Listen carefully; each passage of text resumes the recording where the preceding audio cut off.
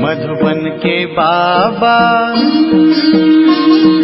मधुबन के बाबा मुरली वाले, आपका क्या कहना,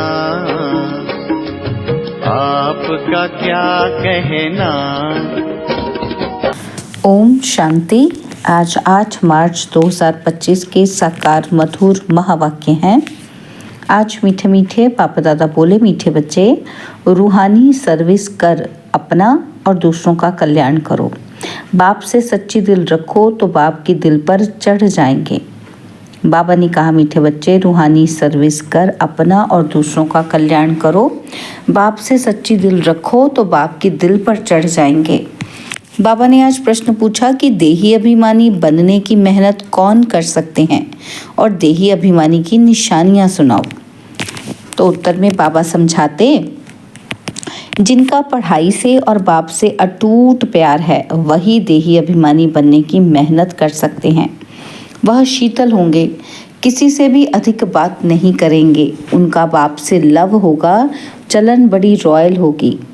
उन्हें नशा रहता है कि हमें भगवान पढ़ाते हैं, हम उनके बच्चे हैं। वह सुखदाई होंगे, हर कदम श्रीमत पर उठाएंगे।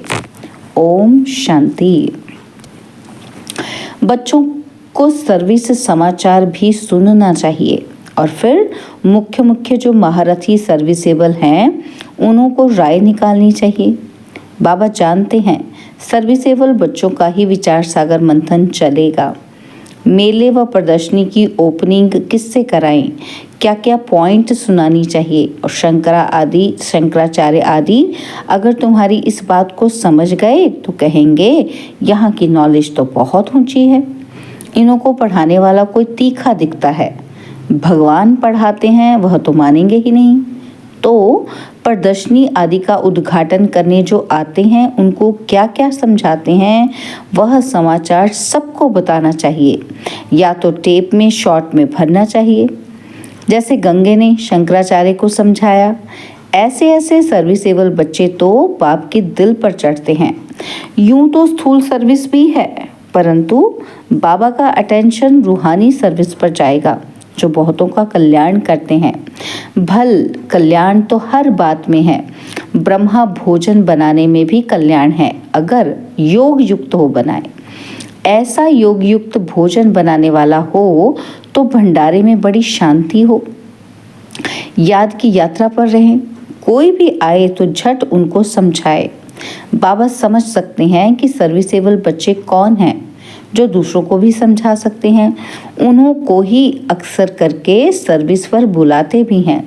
तो सर्विस करने वाले ही बाप की दिल पर चढ़े रहते हैं।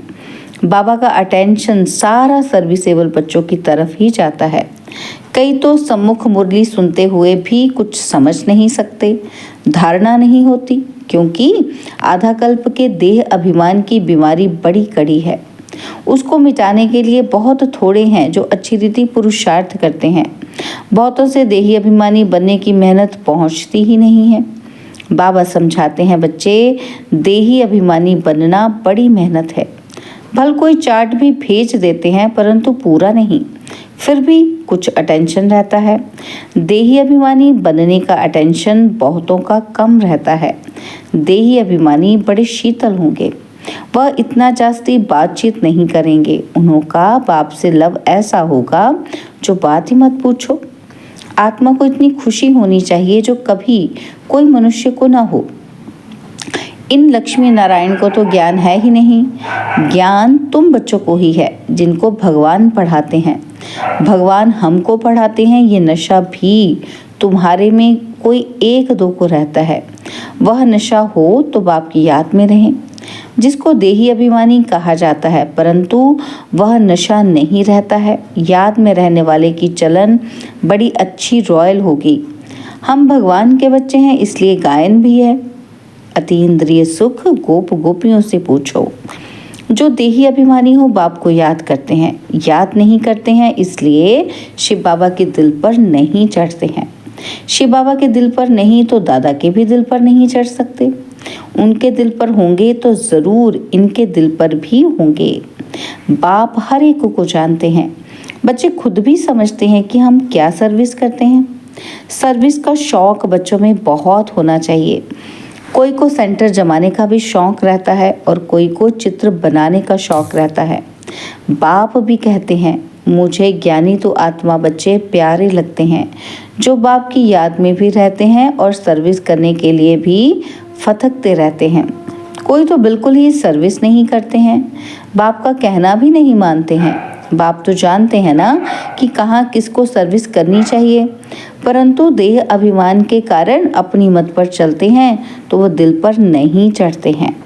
अज्ञान काल में भी कोई बच्चा बदचलन वाला होता है तो बाप के दिल पर नहीं रहता है, उनको कपूत समझते हैं, संग दोष में खराब हो पड़ते हैं। यहाँ भी जो सर्विस करते हैं वही बाप के प्यारे लगते हैं। जो सर्विस करते हैं बाबा कहते हैं वही बाप को प्यारे लगते हैं, और जो सर्विस नहीं करते उनको बाप प्यार थोड़ी करेंगे। समझते हैं तकदीर अनुसार ही पढ़ेंगे, फिर भी प्यार किस पर रहेगा? वह तो कायदा है ना। अच्छे बच्चों को बहुत प्यार से बुलाएंगे, कहेंगे तुम बहुत सुखदाई हो, तुम पिता स्नेही हो। जो बाप को याद ही नहीं करते उनको पिता स्नेही थोड़ी कहेंगे। दादा स्नेही नहीं बनना है, स्नेही बनना है बाप से। जो बाप का स्नेही होगा उनका बोलचाल बड़ा मीठा सुंदर रहेगा। विवेक ऐसा कहता है, भल टाइम है परंतु शरीर पर कोई भरोसा थोड़ी है। बैठे बैठे एक्सीडेंट हो जाते हैं, कोई हार्ट फेल हो जाते हैं, किसी को रोग लग जाता है। मौत तो अचानक होता है ना, इसलिए श्वास पर तो भरोसा ही नहीं है। नेचुरल कैलेमिटीज़ की भी अभी प्रैक्टिस हो रही है। बिगर टाइम बरसात पड़ने से भी नुकसान कर देती है। यह दुनिया ही दुख देने वाली है। बाप भी ऐसे समय पर आते हैं जबकि महान दुख है, रक्त की नदियाँ भी बहनी हैं। कोशिश करना चाहिए कि हम अपना पुरुषार्थ कर 21 जन्मों का कल्याण तो कर लेवें। बहुतों में अपना कल्याण करने का फुरना भी दिखाई नहीं पड़ता है, और बाबा यहाँ बैठ मुरली चलाते हैं तो भी बुद्धि सर्विसेबल बच्चों की तरफ ही रहती है। अब शंकराचार्य को प्रदर्शनी में बुलाया है, नहीं तो यह लोग ऐसे कहीं जाते ही नहीं हैं। बड़े घमंड से रहते हैं तो उनको मान भी देना पड़े, ऊपर सिंहासन पर बिठाना पड़े। ऐसे नहीं कि साथ में बैठ सकते हैं, नहीं, रिगार्ड उन्हों को बहुत चाहिए। निर्माण हो तो फिर चांदी आदि का सिंहासन भी छोड़ दें। बाप देखो कैसे साधारण रहते हैं, कोई भी जानते नहीं। तुम बच्चों में भी कोई बिरले जानते हैं कितना निरहंकारी बाप है। यह तो बाप और बच्चे का संबंध है ना। जैसे लौकिक बाप बच्चों के साथ रहते हैं, खाते खिलाते हैं, तो यह है बेहद का बाप। सन्यासियों आदि को बाप का प्यार नहीं मिलता है। तुम बच्चे जानते हो, कल्प कल्प हमको बेहद के बाप का प्यार मिलता है। बाप गुलगुल बनाने की बहुत मेहनत करते हैं, परंतु ड्रामा अनुसार सब तो गुलगुल बनते ही नहीं हैं। आज बहुत अच्छे अच्छे कल विकारी हो जाते हैं। बाप कहेंगे तकदीर में नहीं है तो और क्या करेंगे। बहुतों की गंदी चलन हो पड़ती है, आज्ञा का उल्लंघन करते हैं। ईश्वर की मत पर भी नहीं चलेंगे तो उनका क्या हाल होगा। ऊंच ते ऊंच बाप है और तो कोई है ही नहीं।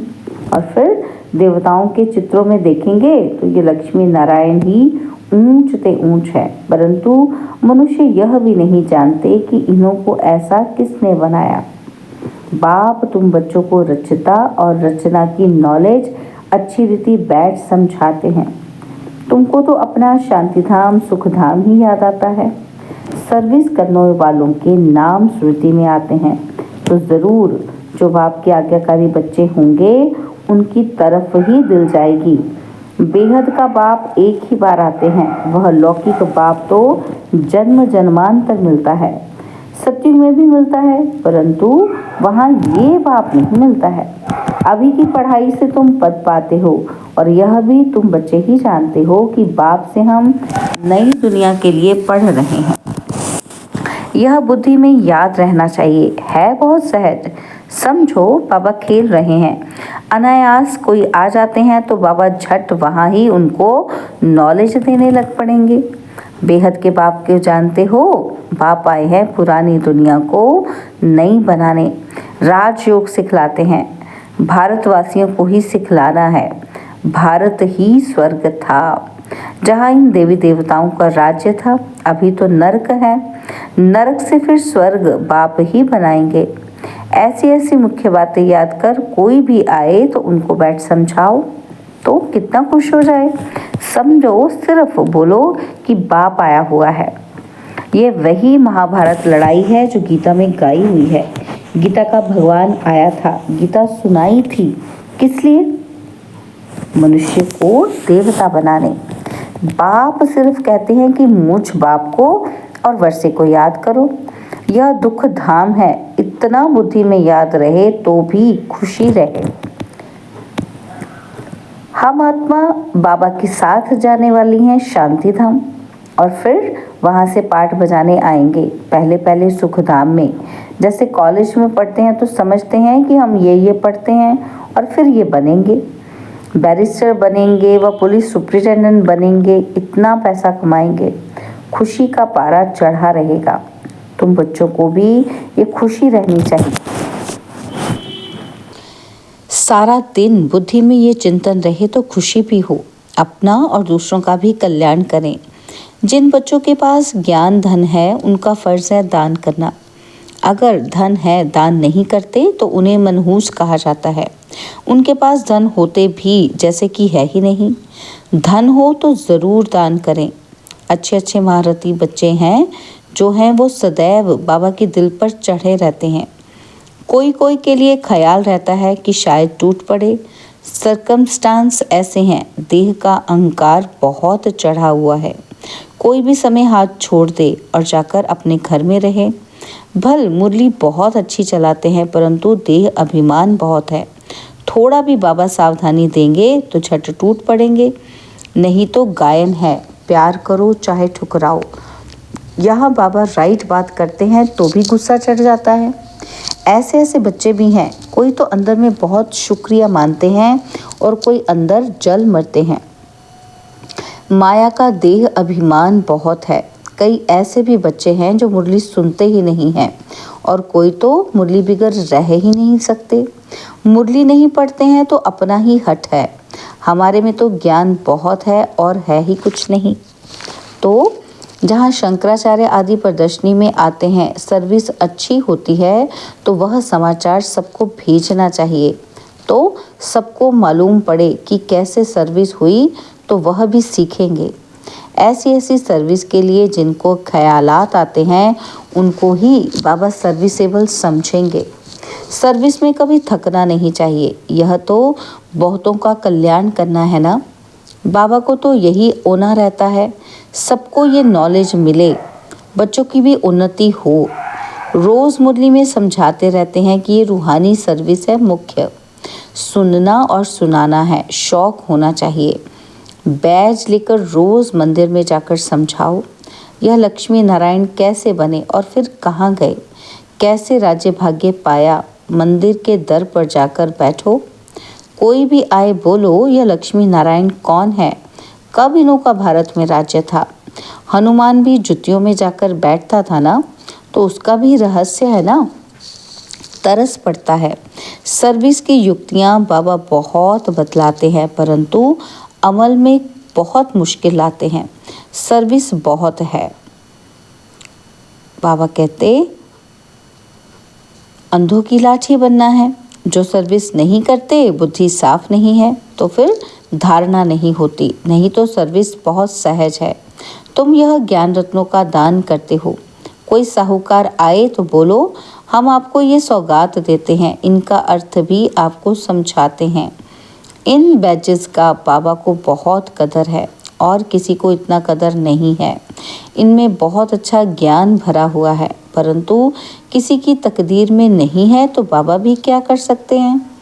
बाप को और पढ़ाई को छोड़ना यह तो बड़े से बड़ा अपघात है। बाप का बनकर और फिर फारकती देना, इस जैसा महान पाप कोई होता नहीं। उन जैसा कमबख्त कोई होता ही नहीं। बच्चों को श्रीमत पर चलना चाहिए ना। तुमको बुद्धि में है कि हम विश्व के मालिक बनने वाले हैं।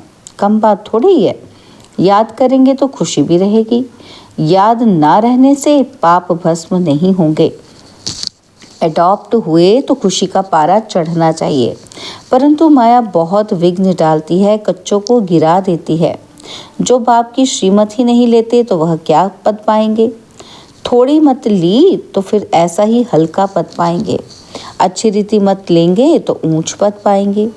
यह बेहद की राजधानी स्थापन हो रही है। इसमें खर्चे आदि की भी कोई बात नहीं है। कुमारियां आती हैं, सीखकर बहुतों को आप समान बनाती हैं। इसमें फीस आदि की बात ही नहीं। बाप कहते हैं, तुमको स्वर्ग की बादशाही देता हूँ। मैं स्वर्ग में भी नहीं आता हूँ। शिव बाबा तो दाता है ना, उनको खर्ची क्या देंगे। इसने सब कुछ उनको दे दिया, वारिस बना दिया। एवज में देखो राजाई मिलती है ना, तो यह पहला पहला मिसाल है। सारे विश्व पर स्वर्ग की स्थापना होती है और खर्चा पाई भी नहीं। अच्छा, मीठे मीठे सिकिलदे बच्चों प्रति माता पिता बाप दादा का याद प्यार और गुड मॉर्निंग। रूहानी बाप की रूहानी बच्चों को नमस्ते। हम रूहानी बच्चों की रूहानी बाप दादाजी को दिलवा जान सिखवा प्रेम से नमस्ते।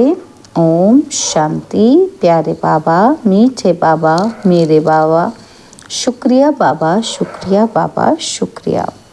धारणा के लिए मुख्य सार है। पहला पॉइंट है, पिता स्नेही बनने के लिए बहुत बहुत सुखदाई बनना है। अपना बोलचाल बहुत मीठा रॉयल रखना है।